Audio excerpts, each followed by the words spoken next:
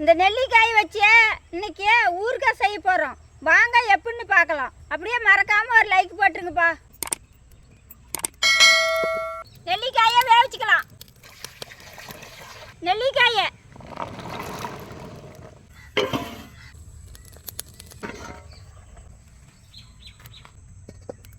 நல்லெண்ணெய் ஊற்றிக்கலாம்.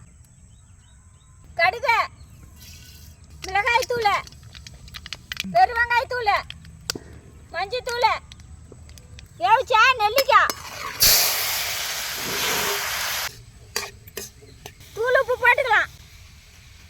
வறுத்தரைச்சா கடுகு வெந்தயமா ஊறுகாய்